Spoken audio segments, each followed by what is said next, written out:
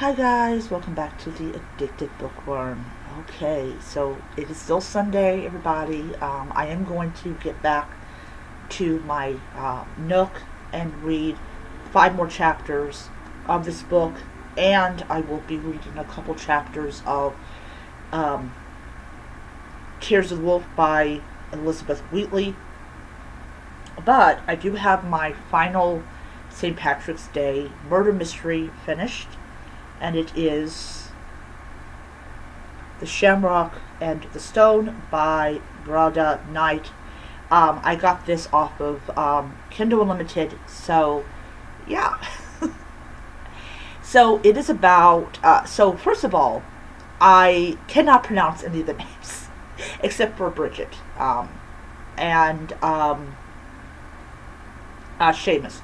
Seamus is the victim in this book. So what happens is this genealogist comes to Ireland to basically kind of like take over her late grandmother's cottage, and she finds out that there is a feud between these two families, though it kind of has settled down and things like that, but there's this worry that at any time it could re-erupt, and it's over land, and land in Ireland is very important.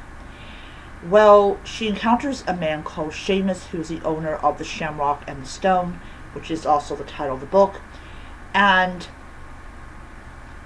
he's kind of, he's kind of person that believes in truth, and that you have to be honest, and also he wants to end this feud, even if it's like silent, once and for all.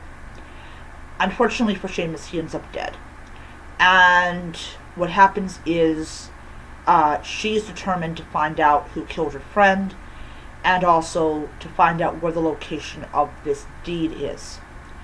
And as time progresses on, she learns more and more and more about the village's history, why the land is contested, and why this feud went on.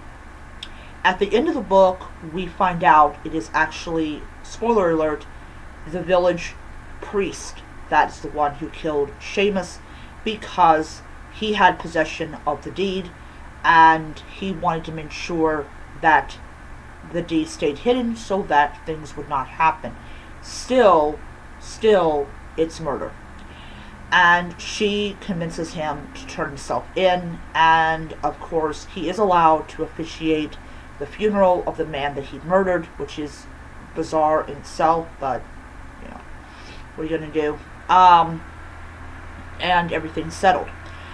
I did enjoy this one a lot. I do not have any plans to acquire it. I'm going to send it back to Amazon.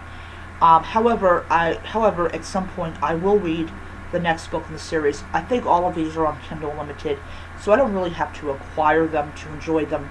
But yeah, it was an interesting book. I enjoyed it a lot, and the cover is absolutely gorgeous. I love it. All right. So, I am going to I gave it 5 stars. It's going to go on Amazon's website. And yeah.